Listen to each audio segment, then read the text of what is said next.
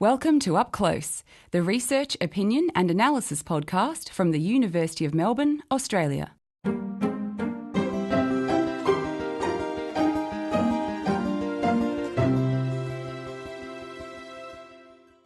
I'm Eric van Bemmel. Thanks for joining us. Just how inevitable is the rise of India to the status of a major global power? Often mentioned alongside that of China, India's impressive economic growth, surging middle class, and heightened sense of national pride of recent years seems like a narrative set to continue, and that greatness, economically, technologically, and militarily, is, given time, a fait accompli. But our guest on Up Close today, senior Indian journalist Pramit Pal Chaudhuri, believes India has its work cut out for it if it is indeed to become a $5 trillion economy by 2020, as some analysts believe, or to fulfill its defense ambitions of being a preeminent force in the Indian Ocean. It's one thing to build capacity by spending large on the likes of aircraft carriers and nuclear power plants, but the less sexy business of building political and bureaucratic cultures and processes that can ensure coherent policy making and policy implementation is the hard part. In areas ranging from diplomacy to security, from energy to industry, how can India become the great power it aspires to be? Pramit Pal Chaudhuri is foreign editor of the Hindustan Times, one of India's major English-language national daily newspapers, based in New Delhi and online at hindustantimes.com. Pramit is a regular commentator on India's international security and economic policy, and is in Melbourne as a guest of the Centre for Advanced Journalism. We're pleased he's joining us today. Welcome, Pramit. Thank you.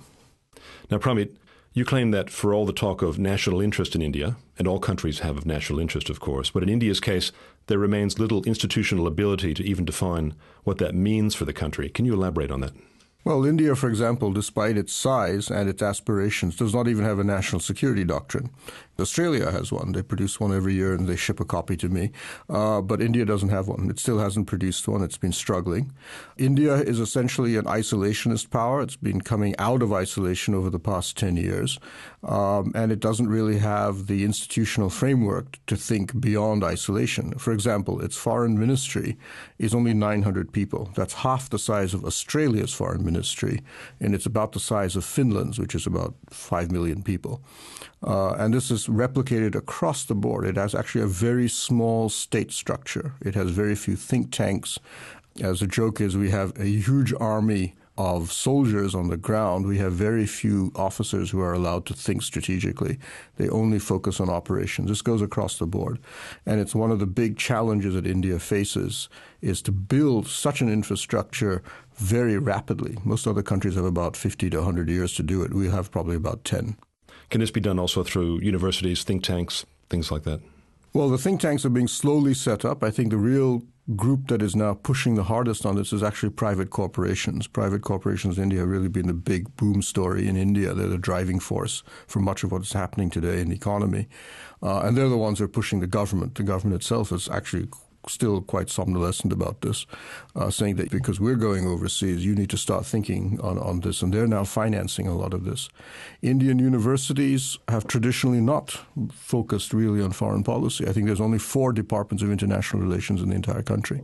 It's, again, a country that has looked inwards for such a long time that it's the idea that we should be looking ourselves as a global player and not just as an observer is something that's still very new. But as I said, the change is starting to happen. The question really is how fast can we ramp it up? Now, India believes it should hold a permanent seat on the United Nations Security Council, and for some time it's been in the process of garnering support from other countries towards that end. Yet there are claims by some that India is not ready, that it hasn't acted like the great power it has ambitions to become. The Los Angeles Times, for example, has written that, quote, India's trade ties with the brutal regime in Myanmar or Burma and its silence on human rights abuses there and elsewhere around the world don't recommend it for greater influence in the United Nations. Now, India began a non-permanent 2-year stint on the Security Council in 2011. But how can India show the world it deserves a permanent seat at the table? Well, one of the arguments that India makes to other countries, which has basically been that if you want us to be a global player, you've got to throw us in the deep end of the pool. Countries don't do this automatically. The perfect example is the United States itself. It took 2 world wars before America, with great reluctance, said, okay, we have to play a role. Britain can't do it anymore. It's us. And it took 2 extreme political traumas before the United States agreed to do this. The same is basically going to be true with India. And it's an argument that we've made. You make us a member of the Security Council, and then we will be forced to become a responsible global player. And that's an argument that's actually been accepted. For example, of the 5 permanent members now, other than China, which at least is silent on the issue, all of the other 4 have now endorsed India for that position, with Barack Obama last year coming to India and announcing America's endorsement of India for that position. Australia has endorsed us as well. And the argument that they all make is the same. We've seen your actions so far, and you've been extremely responsible. Therefore, we figure that if we can get you into the system, you will grow up or mature as you basically are forced to become a player. And that effectively is what even our Prime Minister argues, Manmohan Singh argues with his own country, because there's still a lot of skepticism even within India whether we should hold a permanent seat in the United Nations. And his argument has been to his own ministers and privately to a lot of his aides, we have to do this because that's the only way we're ever going to learn how to be a global player. And ultimately, it's not how India votes in the UN, it's how it tackles these diplomatic issues. When I've talked to our own UN officials, they say nobody really cares what you vote. The issue is how constructive are you in your diplomacy? Are you the guy who can put the coalition together to get a vote through? To get things through the UN is incredibly difficult. So can you, as a country, function? Can you get other countries to come together on a certain issue? Do you have the goodwill? Do you have the diplomatic skills? That's what really matters in the United Nations, not what you vote. Everybody votes on something that nobody else likes. And in fact, one of the things that we've discovered, and in fact it was the Americans who pointed this out to us first, is that we have incredible goodwill across the world, which India didn't realize it had. A simple example is Afghanistan, where there was polls done by the BBC and Deutsche Welle, and they found that over 40% of Afghans rated India as their number 1 friend. This was like bigger than the next 4 or 5 countries put together. And Indians had no idea. Now, India has a role in Afghanistan for a number of years now. It's a bit of a silent one in terms of what the press talks about. Right, yes. It's got our biggest aid program is there. And to defend the aid program, we have over 4,000 soldiers. But because of Pakistan's allergy to what we do there, it's been, as you said, extremely quiet. And we have essentially calibrated whatever we do in response to American requests as to how far they want us to have a profile there. But Hamid Karzai was educated in India. The entire Afghan leadership in Kabul keeps their families in Delhi. They all live there. Almost 70,000 Afghan families are there who are members of the Afghan elite. They see India as their country that they can go to as a safe haven. This is true now even in Africa. When we go to Africa, we find Africans saying, why aren't you here? We desperately want you to come to our place because we're worried about the Chinese. We don't trust the West. You're a country that's been with us. You mentioned Pakistan a moment ago, and inevitably the conversation has to turn to India's neighbor, Pakistan. If India even gets everything else right in its ambitions to greatness, there's no guarantee of success if it doesn't somehow get to grips with the question of Pakistan. Strategically, can India even contemplate its global hopes, given the security and political situation next door? Well, absolutely not. I think the Prime Minister, Manmohan Singh, in fact, has always said there are 3 key barriers to India's rise: energy, education, which are effectively domestic concerns, and Pakistan. And his argument are twofold. One, Pakistan, this is a country whose population is roughly the size of Russia's. This is not a small country. It looks small only because it happens to be next to India and China on the map. And his argument is that, one, Pakistan lowers India's strategic horizon. Indians domestically focus on Pakistan because it's obviously a key concern for them, and it forces them to stay away from looking at global issues. And second, Pakistan's own growing instability, the country that will be most threatened by this, would be India. We found under the last Pakistani president, Pervez Musharraf, he came in as a general who was dedicated to fighting India. By the time he left office, or was thrown out of office, he had concluded that the policy of hostility to India was proving to be so damaging to Pakistan internally that it wasn't worth it. And he effectively went to 2 Indian prime ministers, Atal Bihari Vajpayee and then Manmohan Singh, and said, give me a deal so that I can go back to my people and say that all of our 15 years of yelling and shouting in India have not been in vain. Give me something, and that's all I want. A deal on Kashmir? A deal in Kashmir, a deal somehow that I can go back and say that it wasn't a waste. We got some sort of face-saving solution from India. And both prime ministers are willing to do so. The problem is that Musharraf fell before we could conclude a lot of what happened. So now the problem in India really has been that who exactly do we talk to in Pakistan? Because you have an all-powerful military and you have a shadow of a civilian government, but in theory the civilian government is in charge.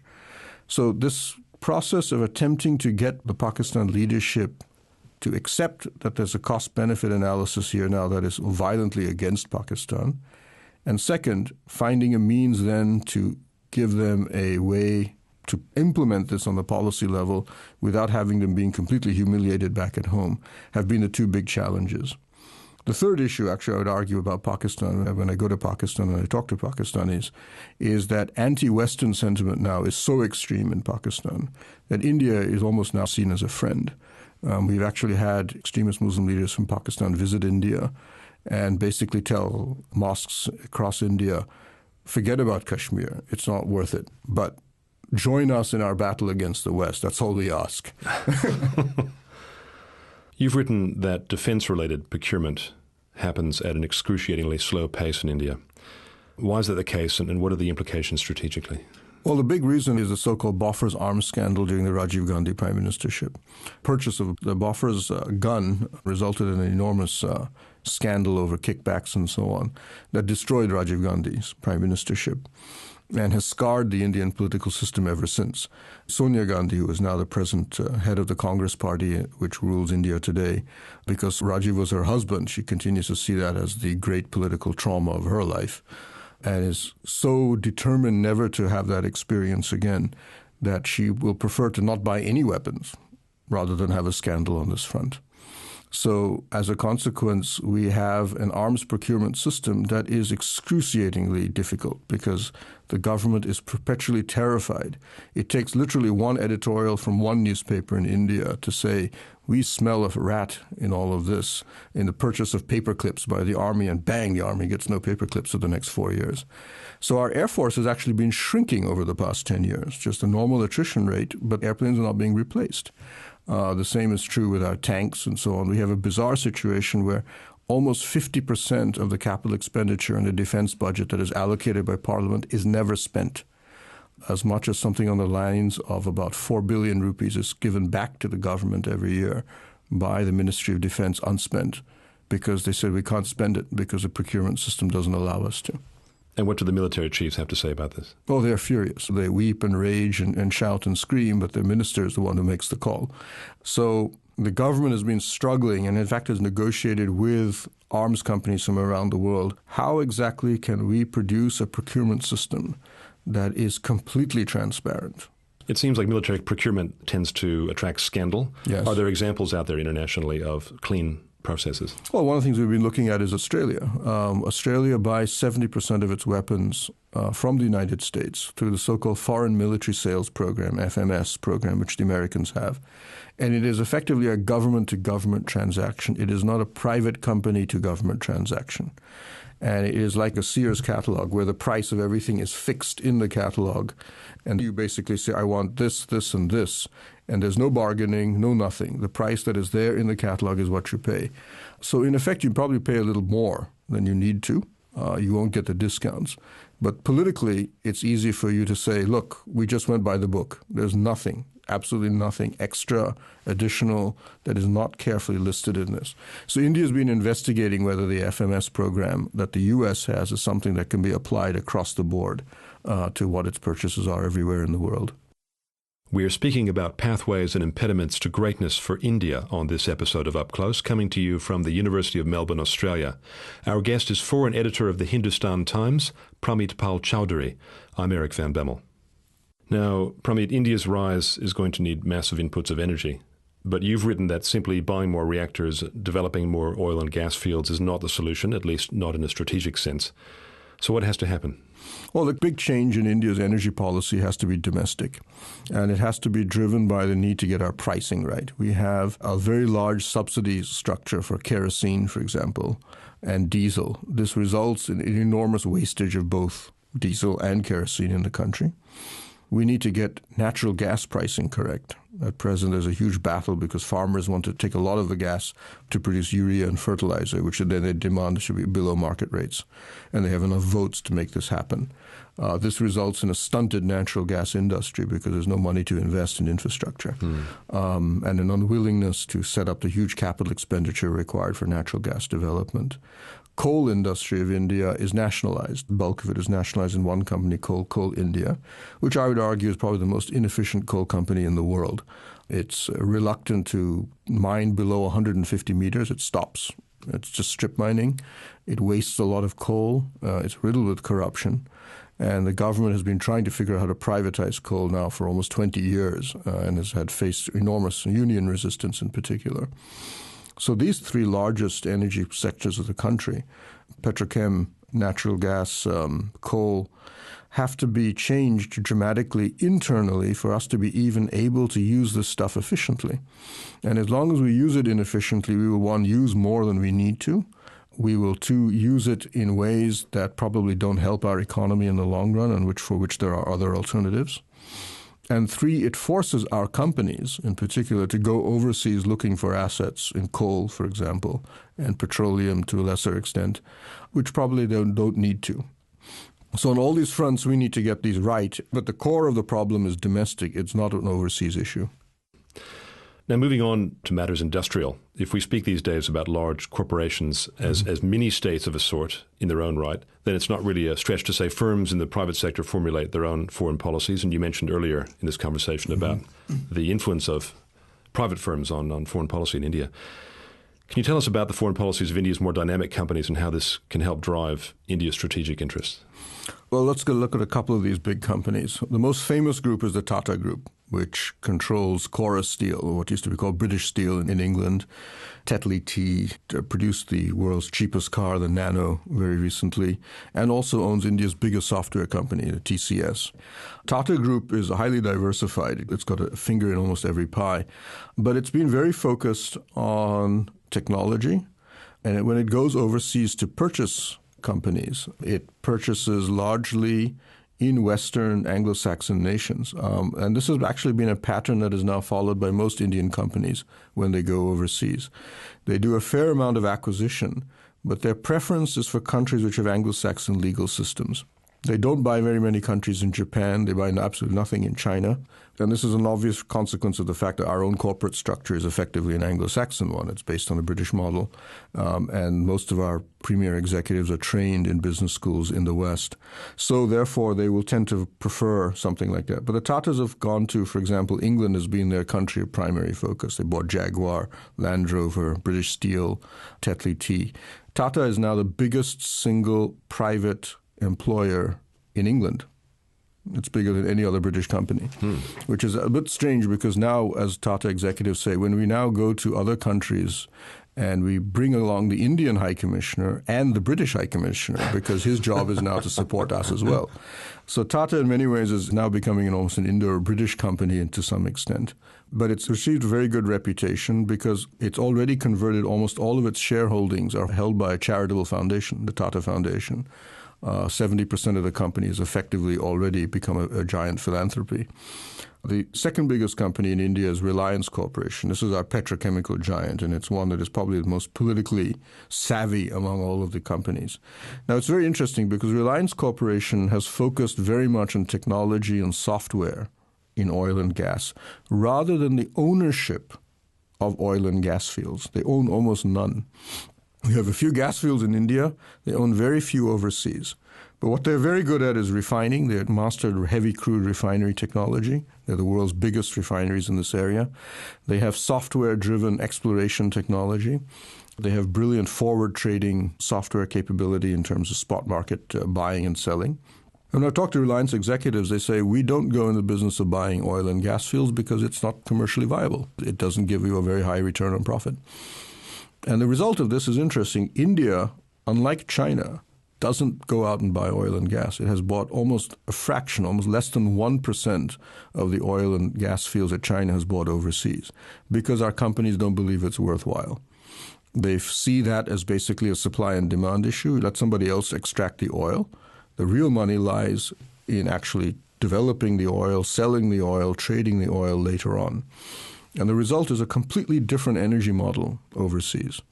And I've actually once was speaking to the Saudi oil minister, Sheikh Naimi, and I was asking him about this. And he says, yes, your country's companies are so resistant to the idea. We actually offered them gas fields at virtually no price. We just said, come and take it because we want India to be more involved in Saudi Arabian oil.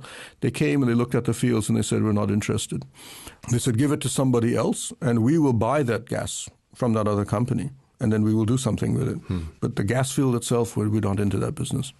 So the model is completely different. And it's also curious because it's a non-threatening way to go about your business overseas. Governments are scared when people come and say, I want to buy everything in your soil.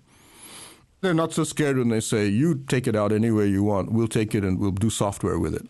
I was going to ask you originally, what can India learn from the Chinese example? But I think it's more about what the Chinese can learn from India, the way you make it sound. Yeah, the Singaporean former prime minister, now minister mentor, Lee Kuan Yew, once told my prime minister, Manmohan Singh, at one of the East Asia summits, he says, the interesting difference between you and China is that the rise of China, despite their proclamations that it is quiet and peaceful, scares everybody. The rise of India, despite the fact that you say absolutely nothing about it, doesn't scare anybody. And he asked, what's the secret? And Manmohan Singh said, I have absolutely no idea. And I think the difference ultimately, when you go to places like Africa, the Middle East, or Central Asia, and definitely with the Americans, has been that the rise of India is about the rise of Indian civil society. It's about the rise of corporate India, NGOs in India, which there are now about 5 million. It's the rise of a free press. We have 70,000 newspapers and magazines in India, last I checked. It's the rise about everything except the Indian state, which continues to be highly dysfunctional and small and shriveled and doesn't know how to operate very well. And it's, of course, the rise of a democratic structure. There are now 5 million elected officials in India, and about 600 million people cast their votes. The Chinese rise is about the Chinese state. In fact, the Chinese state tends to crowd out almost everything else in China. It's so wary about allowing a degree of civil society. States, they will think automatically strategically. Civil society doesn't think strategic, very rarely strategic. So governments that deal with India end up dealing not with the Indian government. That tends to be the last thing they deal with. It's really Indian corporations, Indian NGOs, Indian academics, Indian media. And the last step is the Indian state, which they come along and they say, oh, well, you're actually quite irrelevant to all of this, aren't you? You just facilitate. That's about as far as you can do. And this doesn't scare anybody. Why should it scare anybody? Because these companies and so on are far too small for a state to be worried about.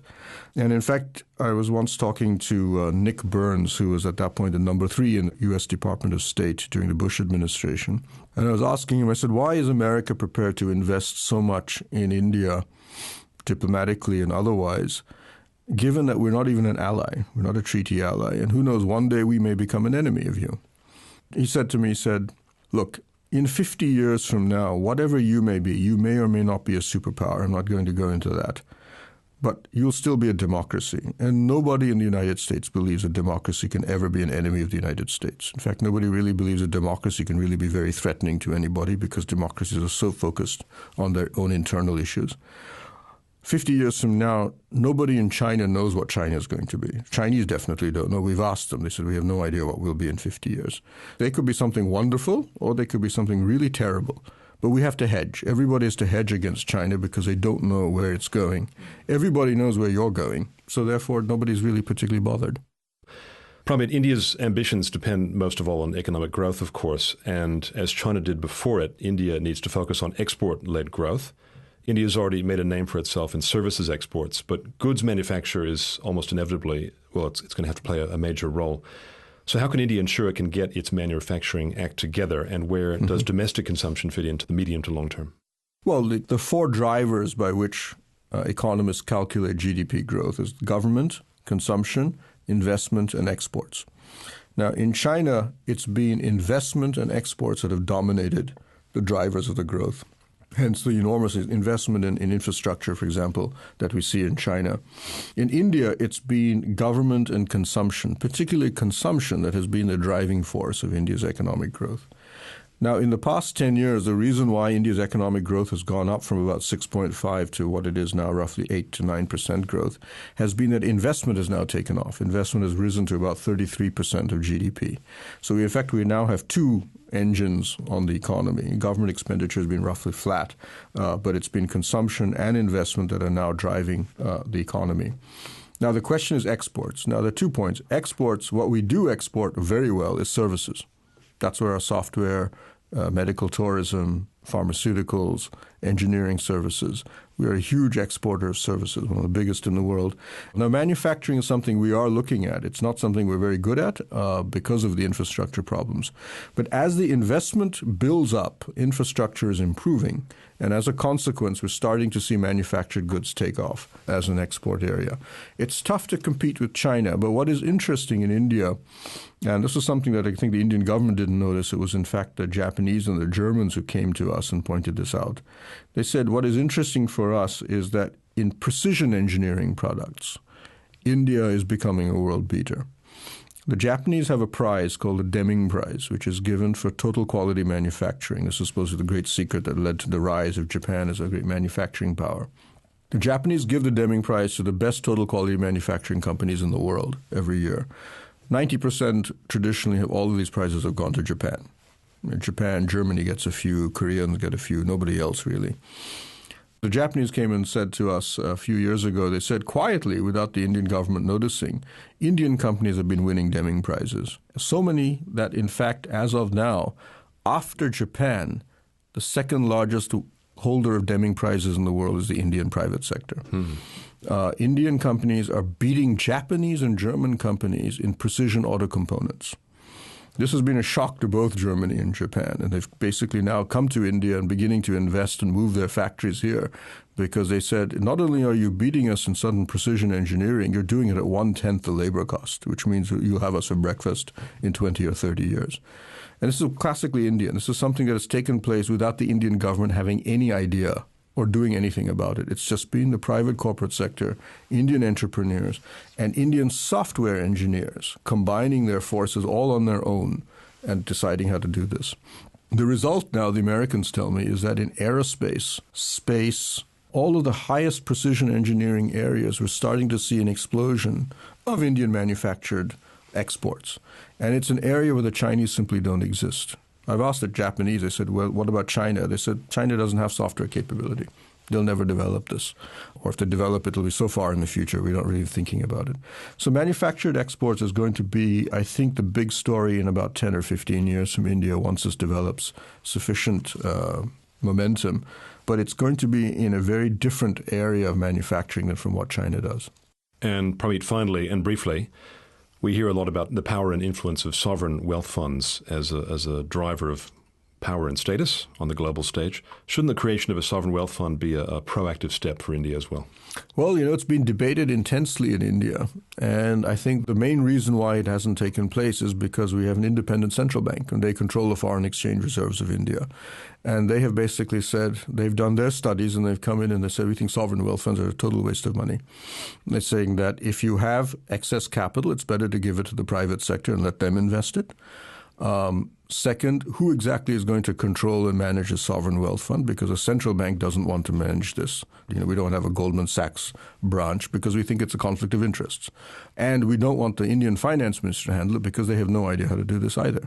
So the end result was that nobody wanted to handle a sovereign wealth fund of India. It was proposed. It was shot down by the central bank. The government of India was not so excited.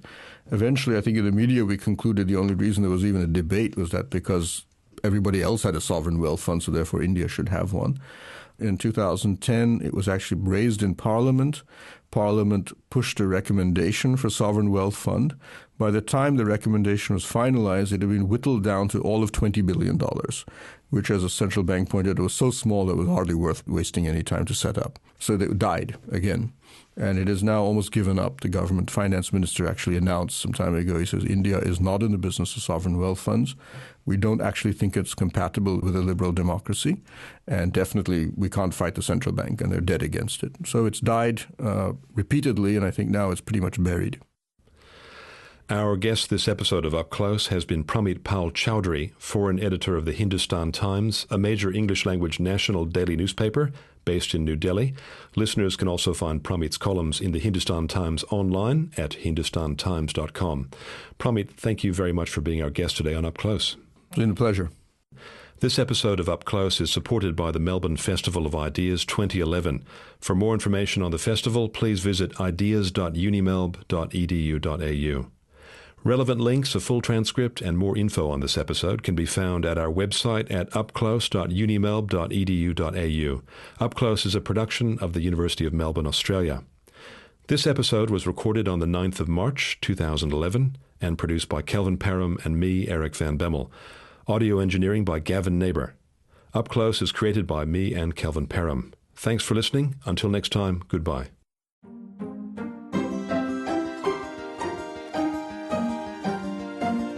You've been listening to Up Close. For more information, visit upclose.unimelb.edu.au. Copyright 2011, the University of Melbourne.